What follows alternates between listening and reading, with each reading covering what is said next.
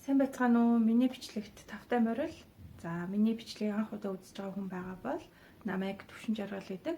За, нэхэмлийн талаар заавар хичээл болон өөр бусад видеонуудыг YouTube сувагтаа оруулдаг хүн байна. За, тэгээд энэ удаагийн бичлэгээрээ би та бүхэндээ нэхэмлийн тухай анхан шатны мэдэгдэхүүнийг хэлж өгье гэж бодлоо. За, надаас нөгөө пэйжээр маань дамжуулаад бас хүмүүс их зөвлөгөө авдаг учраас юм асуудаг учраас бас нэгтгээд ер нь нэг бичлэг хийчихье гэж бодлоо. За тэгээд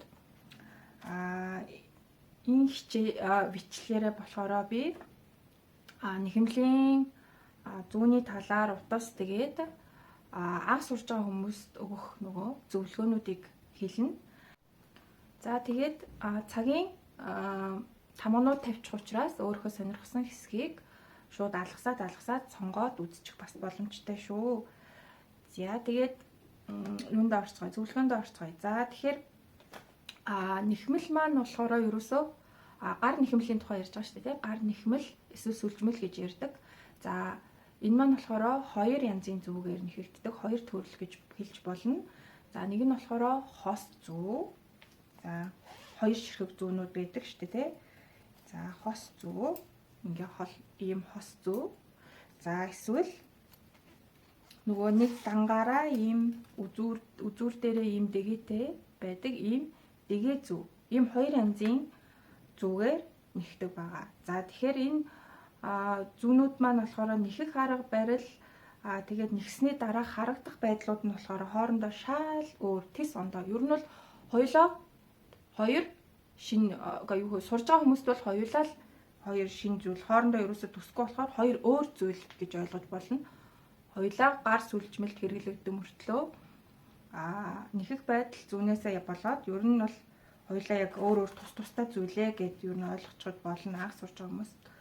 За тэгээд хос зүүн дээр болохоро ийм сатурктай холбоотой зүү гэж байгаа. Ийм холбоогүй дангаараа бүр ийм урттэй ийм салангат зүүнүүд гэж байгаа. За тэр зүү бол надад байхгүй нь би ерөөсөө тийм зүгээр нэгтгүй учраас тэр зүү надад алга. За би энэ зургийг хажууд оруулчихъя. За тэгэхээр хос зүүний хувьд болохоор ийм байна. Тэгээд мэдээж одоо энэ материалууд нь бол янз бүр байдаг. Хулсан зүгээр модон нэм төмөр одоо хөнгөн цагаанч гэх юм уу. Тийм янз бүрийн материалаар хийгдсэн певр бас байгаа певр. За хунцар гэсэн үг шүү дээ. За бас дэгээ зүү адилхан төмөр, модон, хунцар гэх мэт хийгдсэн материал нь янз бүр бас ингээд артлын бариулын дизайн бас янз бүр бас байгаа. За тэгээд юу нэх гэж байгаа вэ гэдгээсээ шалтгаалаад хос зүүний хувьд болохоор юу нэх гэж байгаас шалтгаалаад салангатыг хэрэглэх үү эсвэл ийм сатурктай хэрэглэх үү гэдгийг шийднэ. За жишээлбэл одоо оролт эсвэл нөгөө нэг хүнжил ч юм уу ийм зүгээр ийм хавтгаагаараа байдаг юмнуудыг болохоор салангат ийм тустай байдаг зүгээр нэхэд явчих болно. Цамц одоо миний энэ өмссөн байгаа шиг цамц эсвэл одоо тойргоор нэгдэг малгай ч юм уу тиймэрхүү зүйлүүдийг нэхэх бол ийм сатурктай зүгийг ашигладаг. За энэ яагаад тэгэхээр энэ маань ингээд тойргоор ингээд тойруулаад нэгтгэх тийм техниктэй зүйлс учраас ингээд одоо энэ сатуркаараа ингэж тойрог үүсгээд за энэ болохоор нэг урт сатурктай юм л да. Тойрог үүсгээд ингээд тойруулаад ингээд нэгч юм гэсэн үг. За хавтгай юм чинь болохоор нэг талаас нөгөө тал руу ингэж нэхэд эргүүлээд нөгөө үнцүүрээсээ буцаад эхний тал руу ингэж эргүүлж ингэж нэхдэг учраас салангат зүгээр бас нэхэж болно. Гэхдээ бас сатурктай зүгээр ч нэхэж болно л доо. Гэхдээ ерөнхийдөө хэрэглэх зүүний байдал нь ерөнхийдөө тиймэрхүү гэсэн үг. За дэгээ зүү бол нэг ганцхан ийм төрөл учраас нэг тэрэн дээр тийм юм гэсэн байхгүй. Бүхэл төрлийн зүйлээ ийм дэгээ зүгээрээ нэхэж болно. Харин хэмжээ гэж байгаа. Хэмжээгээ утас юундаа тохируулна нэх гэж байгаа юмныхаа зориултанд тохируулаад зүгээ сонгоно. Зүүнийхээ хэмжээг сонгоно гэсэн үг. За хос зүүн дээр мөн адилхан бас хэмжээнүүд байгаа. За Жишээлбэл энэ 4.5 мм байна. Ерөнхийдөө энэ юун дээр нь зүүн дээр нь бас ингээд сайн чанарын зүүнүүд бол за энэ дээр харагддгүй энэ харагдаж байна уу? Энэ дээр нь ингээд хэмжээний бичээтэй байдаг. За тэгэхээр юу гэсэн үг? Хэмжээний талаар ярих юм бол миллиметрээр хэмжээг хэлж болно. За зарим нь англи одоо хэл дээрх YouTube хичээлүүдийг үзсэн бол US size гэж юмнууд гарч ирж байгаа. За тэр нь болохоор бас арай өөрөөр юу тэмдэглэсэн гэх юм уу? Зүүнийхээ хэмжээг миллиметрээр нь биш. Тийм байдаг. За тэрэн дээр бас толгой өргөж болохгүй шүү. US size 3 гэхээр шууд 3 мм-ийн зүүч гэх юм уу те. Тэгээд ойлгочих болохгүй. Тэр нь бас арай өөр хэмжигдэхүүн байгаа. За энэ одоо надад энэ шугам байна л да. Энэ шугамнууд бол аюу илүү зарагддаг. Тэр толгой эргээд байвал ийм нэг шугам авчиж болно. За энэ шугам дээр зүүнийн хэмжээнүүдийг тэмдэглэсэн байгаа миллиметр болон US size-аар. За хятад зүүнүүд бас энэ шууд US size ч юм уу тиймэрхүүгээр шууд тэмдэглэлсэн байдаг болохоор за одоо энэ жишээлбэл надад энэ хятад зүүн л да. Энэ дээр 10 гэсэн байгаа. Тэгэхээр эн чинь 10 мм-ийн зүү бол биш байхгүй юу? Тэгээд 10 size-ийн зүү. Тэгэхээр миллиметр нь өөр гэсэн үг. Европ зүүнүүд бол шууд энэ дээрээ тэдэн миллиметр гэд миллиметрээр нь биччихсэн байдаг. Тэдэн миллиметр гэд 4 миллиметр ч гэх юм уу те. За би юугаа авчрахаа мартчихэж өөр юм юуныхаа. За тэндээ ийм юуг ашиглаад яаж юуг тэмдэглэх вэ? Үгүй шалгах вэ гэхлээр за саяны 10 сайзынх нь юу вэ? Энэ дээр энэ хаана вэ? Энэ. Одоо энд ингээд номерууд нь явж байгаа хгүй дээрээсээ ингээд энэ за бичаарай юу вэ? Фокус нь хардггүй. За энэ 10 мл сайзынх нь юу нь болохоор энэ хэд гэж байна вэ? Энэ дээр хэмжээ нь 325 мм-ийн хэмжээтэй зүү болж байна гэсэн үг энэ 10 сайз нь. За энэ 11 сайз гэдэг шахвал 3 мм. Ерөнхийдөө энэ сайзынхын тоо ихсэх тусмаа зүүнийх нь бүдүү нарийн нарийсаад явдаг. За 10 сайз нь 325 байна шүү дээ. Тэгэхээр 11 сайз нь болохоор 3 гэх мэтчлэн ингээ багасаад явдаг байхгүй. Тэрэн дээр бас толгой эргэж болохгүй. За тэгэхээр сайз нэмэгдэх тусам зүүнийх нь хэмжээ бүдүүрнэ гэж ойлгож болохгүй байна. Эсвэргээрээ байх нь. За энэ дээр болохоор миний энэ барьсан 4.5 мм-ийн юу болохоор хэмжээ болохоор 7 сайзын зүү юм байна гэд. За энэ шугамн дээр болохоор юу ах шүү вэ шүү.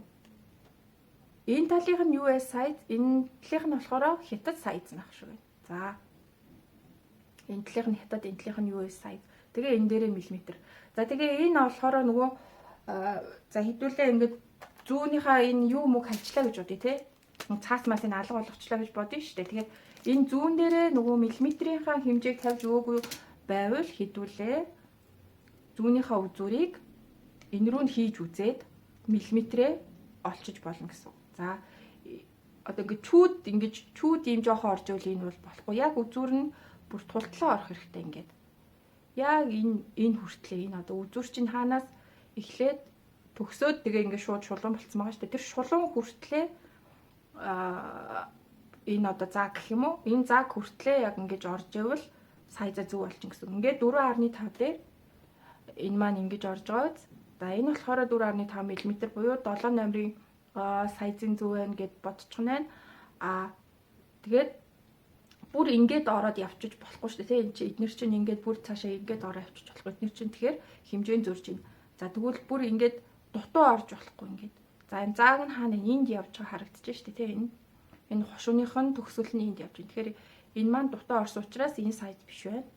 За энэ яг ингэхээр энэ таарч байгааз энэ нөгөө үзүүрийнх нь төгсгөл нь энэ хүртлээ энд ингээд таарч байгааз. За ингэж сайзаа олоод явчих болно. Энэ шугамыг нэг үнэтэй биш дээ энэ гайгүй хямдхан.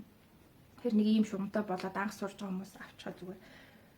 Згэх мэтлэн зүүнийхээ хэмжээг мэдэж авч болох нэ. За тэгээд энэ дээрээ бичээтэй байгаа. Энэ бичээтэйгээр нь харчиж болно.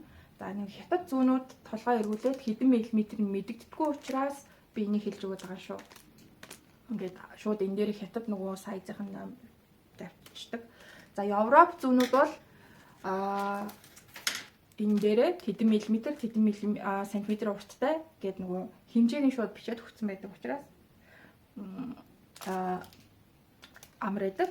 За зүүнний хэмжээний хувьд тэрэн за тэгээ мэдээж юу нэх гэж байгаа ямар утас вэ гэдгээс хамаарат зүүнийхээ хэмжээг хэдүүлээ сонгоно гэсэн үг. За тэгэхээр тэгээд юу яана? Европ утаснууд дээр тухайн утаснд хэдэн миллиметрийн зүү таарах вэ гэдгийг ер нь хилээд өчгсөн байдаг. Яарлагч дээр нь бичээтэй байгаа. Хос зүү бол гэд хос зүүний тэмдэглэгээ ингээ хэрэгцэн те. Тэдээс хэдэн миллиметр. Тэгээ зүү бол гэд тэгээ зүүний ийм зурагтай тэгээд хэдэн миллиметр гэд бичээд өгсөн байдаг учраас утсаа бас юу яагаад тэгэхээр утсаа сонгохдоо тэр наав сурж байгаа хүмүүс бол тэгж утсандаа зүгээ тохируулж болно. За утас зүгээ хооронд нь тохируулж ингээд мэдэхгүй байгаад байдаг шүү дээ. Нарийн дуулаач юм уу бүдүүлээд ингээд тэгэхээр утас зүү маань тохироогүй байхад ерөнхийдөө анх сурж байгаа хүмүүст бол нэхэд айгүй тухгүй эвгүй байдаг байхгүй юу? Айгүй тийм кайфгүй байдаг. Тэгэхээр бас утас зүгээ гой тохируулаад нэг чинь бол өөрт чинь анх сурж байгаад гарт одоо амар хялбар ингээд мэдрэмж төрнөө гэсэн. За зүүнний хувьд юм байна. За нэхэмлийн утасны талаар мэдхийг хүсвэл бас нэхэмлийн утасны талаар бүр маш дэлгэрэнгүй видео би бүр өмнө нь хийгээд оруулчихсан байгаа. Миний сувг руу ороод видеонуудыг доош нь ингээ гүйлгээд үзээрэй. За тэр маш олон одоо юмныхын талаар ярьсан учраас яг өөртөө хэрэгтэй хэсгийг нь заавчлаар өөртөө хэрэгтэй хэсгийг нь сонгоод цагийн нөгөө тамгатнаас нь сонгоод үзчихэж бас болно. За юунаас гаргаж авдгийн, ямар төрөл байдгийг, хэмжээ дамжаа нь яадгийн гэх мэтчлэн нэршил нь юу юм, хэлбэр нь юу гэж нэрлээд байдгийг гэх мэтчлэнгээр юунуудыг утасны талаар маш дэлгэрэнгүй видео хичээл байгаа учраас тэрийг бас үзээд хэрэгтэй мэдээлэл авч болно шүү. За тийм учраас би нэхэмлийн утасны талаар энэ видеон дээрээ дэлгэрүүлж ярихгүйгээр өнгөрөөлөө. За тэгээд нэхмэлт чинь гол зүйл нь зүү. Тэгээд нэхмлийн утас хоёр байгаа шүү дээ, тий. Тэгээд тэгэхээр бусад туслах хэрэглэгдэхүүнүүд гэж бас байгаа. Тэгээд тэрэн дээр нь бол юу? Мэдээж таслагч хайч. Тийм. Утаа таслах хайч. Заавал ийм жижигхэн таслагч байх ч хэрэггүй л дээ. Яг зүгээр өөртөөхөө заасны хайч майч бас хэрэглээд явчих болно шүү дээ. За тэгээд бас их ер нь хэрэглэгддэг хэрэгтэй байдаг гэвэл ийм тэмдэглэгч байдаг. Гогцоо тэмдэглэгч гэж ярьдаг. За элбэг байдаг нь ийм юу байна? Power ийм юу байна? Тэмдэглэгчнүүд байна. За энийг нэг 10-20 ширхэг ч юм авчгаад аваад тавьчих зүгээр дээ. Энэ бас 1-2-оор ингээ алга болоод байдаг байхгүй юу? Хаашаа орсон мэддэхгүй. Тэгэхээр ингээд нэг 20 ширхэг ч юм аваад тавьчих зүгээр. Тэгээд 100 хос 100 хоёуланд нь хэрэглэгдэнэ. Энэ болохоор. За тэгээд мөн ийм бүдүүн певер зүү байгаа. Бас төмөрч байдаг. За энэ дээдлийнх нь нөгөө утас сүүлдэг хэсэг нь ийм сатуурхан. За би энэ хажуу зургийг нь болоод тавьчих. Тийм зүүч байдаг. Ер нь ингээд нэхмэл хувцсныхаа одоо ойдл хийхдээ ашигладаг зүг гэх юм уу? Уцаас өвлөөд нөгөө деталуудаа хооронд нь холбож оёох эсвэл ингээд илүү дутуу уцаа ингээд даалталч нуух ч юм уу тиймэрхүү зүйлдээ энэ зүг хэрэгэлдэг гэсэн үг ээ. За иймэрхүү хэрэглэгдэхүүнүүд бай. Хамгийн анх сурж байгаа хүмүүст бол анх бол иймэрхүү юмнууд аваад тавьчихад ер нь зүгээр. За хос зүгээр нэхэд сурж байгаа ч гэсэн ганц ширхэг юм дэгээ зүү аваад тавьчихад бас гэмгүй 3.5 мм ч юм уу дундчлаад ийм нэг дэгээ зүү аваад тавьчихад гэмгүй. За мэдээж дэгээ зүгээр сурч байгаа бол дэгээ зүгээ мэдээж дундажлаад 3-аас 1 5 мм ч юм уу аваад тавьчихад зүгээрээ. Анх сурч байгаа хүмүүс тий дундаж тийм хэмжээнд тийм бас хос зүүн дээр анх сурж байгаа хүмүүс хитрхийн нарийнхан зүү аваад хэрэггүй, хитрхийн нарийнхан утсаар бас юм нэхэд хэрэггүй. Яагаад гэвэл анх нэгч яхад болохоор нөгөө нэхээснээ ялгаж олж харахгүй. Нэгдүгээр, хоёрдугаар гарт айгүй эвгүй байдаг нарийн утас нарийн зүгээр нэххээр анх сурж байгаа хүмүүс жоох эвгүй. Тэгээд дээрэс нь нөгөө гараас гарах нь удаан.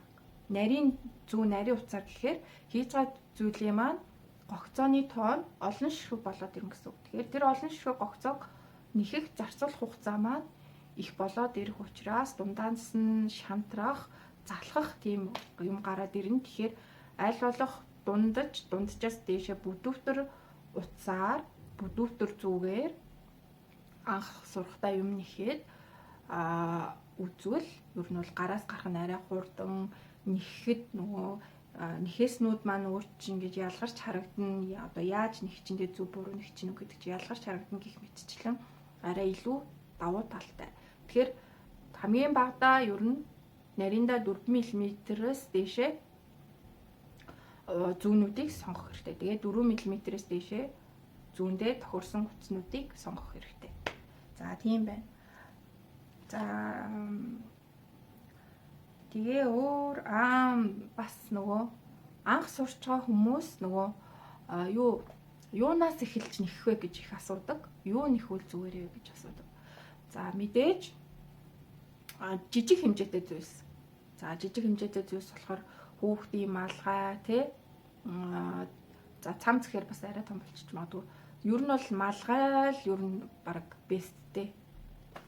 Хурдан нэхэгдэн тэгээ дээрэс нь өөрөө ингээд өдөр тутамдаа ч юм уу өмсөд явах тийм зүйл учраас өөрөө те алдаа дутагдлаа бас олж харна явандаа тухайн малганаасаа.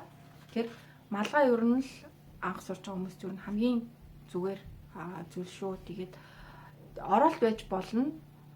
Оролт яг нөгөө нэхэхэд жоохон хугацаа зарцуулна. Ягаад гэхээр нөгөө урт зүйл учраас жоохон удна. Гэхдээ тэр чим хавтгай хэлбэртэй зүйл учраас гар маш сайн зөвшрүүлж өгдөг. Одоо нэхэхдээ одоо барил юу гэж ингээ өөрчлөсөн сууж өгнө гэсэн үг.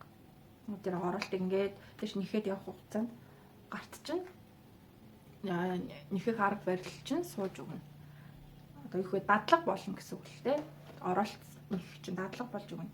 Тэгэхээр гараа зөвшрүүлээ, хурдаа нэмий, тэ жигд гой нэхдэг болъё гэвэл ер нь бол оролт нэг нэхчгэд гимгүү дээ. За тэгээд хамгийн хялбар бөгөөд харагдахад эвтэйхэн харагддаг тийм оролтны нэхээсүүдийн бас хичээлийг би оруулчихсан байгаа.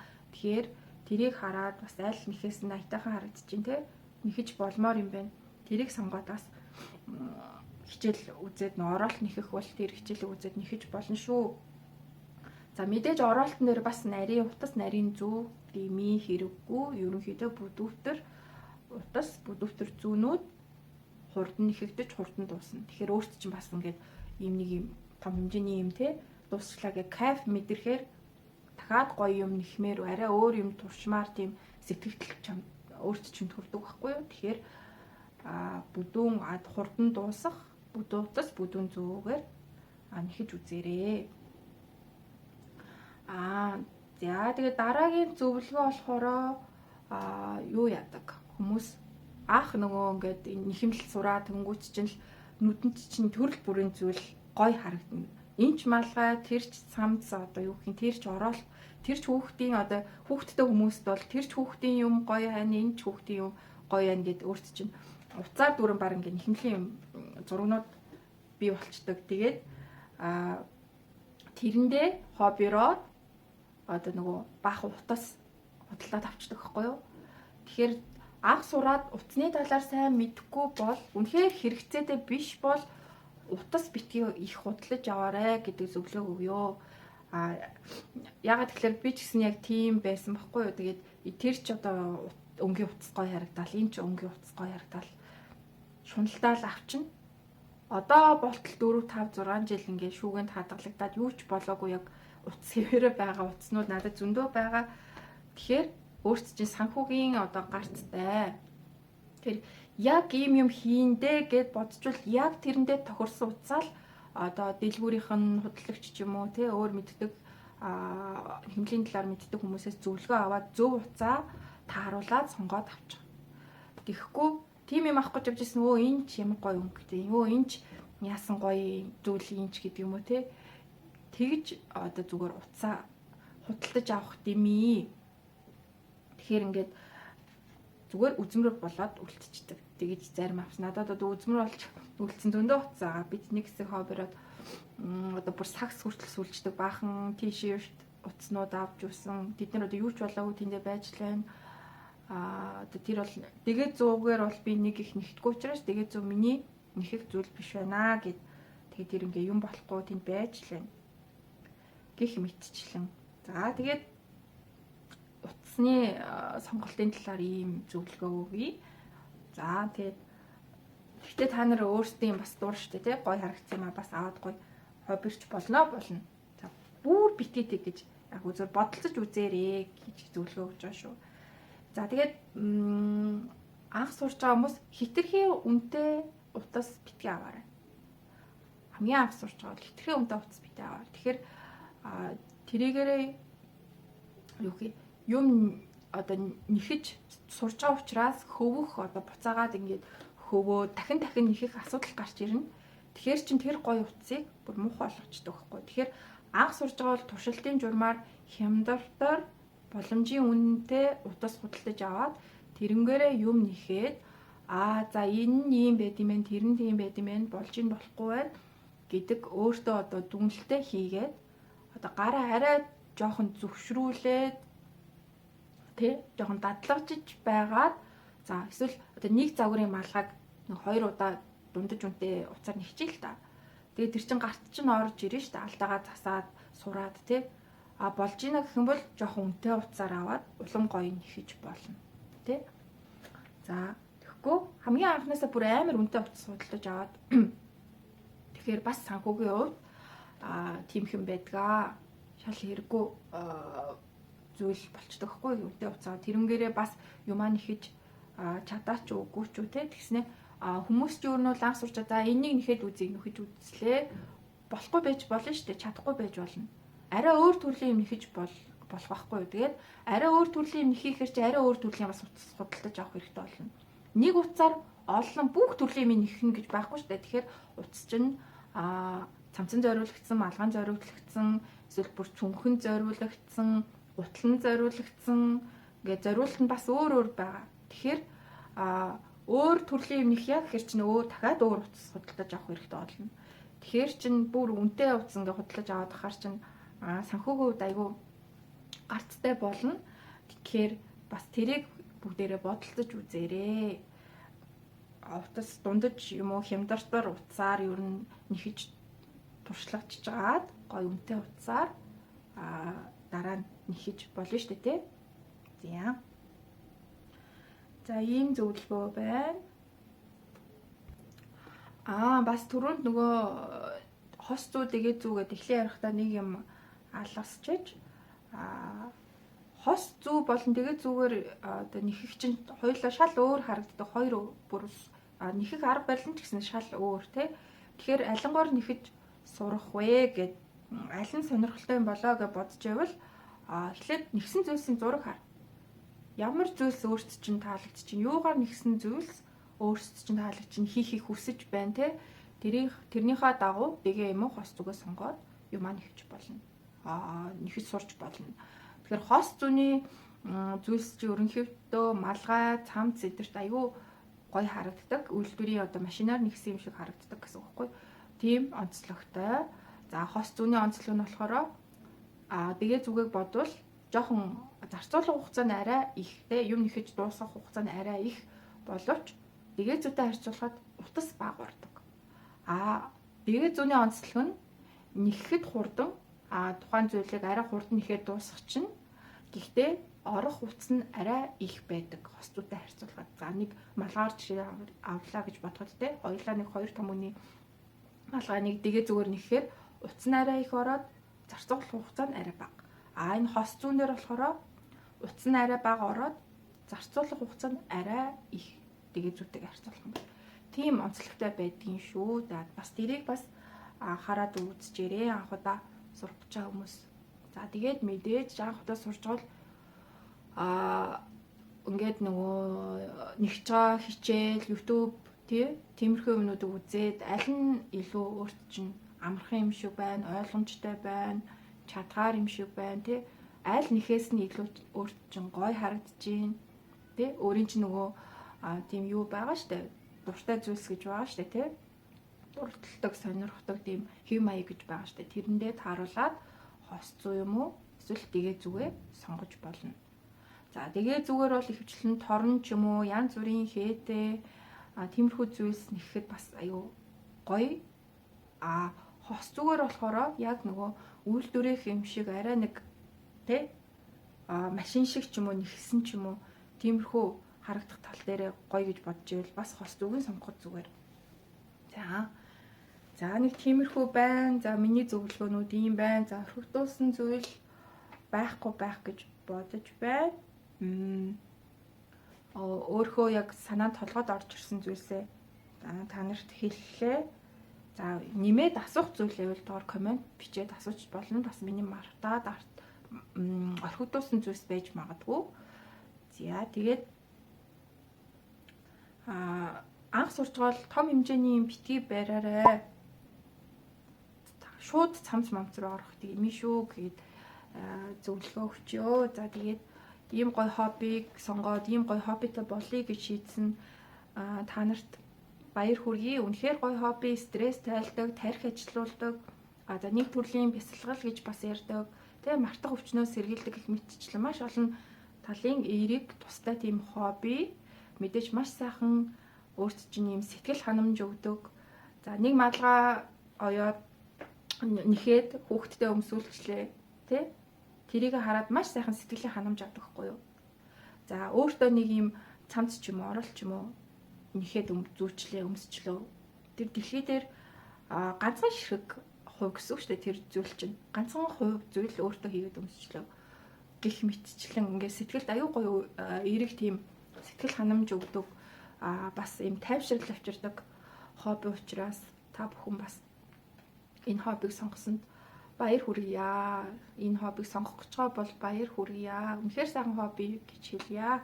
За тэгээ миний бичлэгийг энэ хүртэл үзсэн та бүхэнд баярлалаа. За тэгээ бусад анхлан суралцагчдад зориулсан видео хичээл сонирхож байвал миний сувг руу ороод гүйлгээд хараарай. Цаашдаа бас олон хичээлүүд оруулах учраас subscribe дараад лайк хийгээд за тэгээд бас таалагдвал бусдаа шеэр хийгээд түгээгээрэй. Хонхон дээр дарвал одоо миний бичлэгүүд орсон даруйд өөрт чинь мэдэгдэл учрах учраас бас хонхон дээр дараад үлээж болно шүү. За ингээд анхааралтай үзсэнд маш их баярлалаа. Дараагийн видеогоор уулзтлаа. Баяр таа.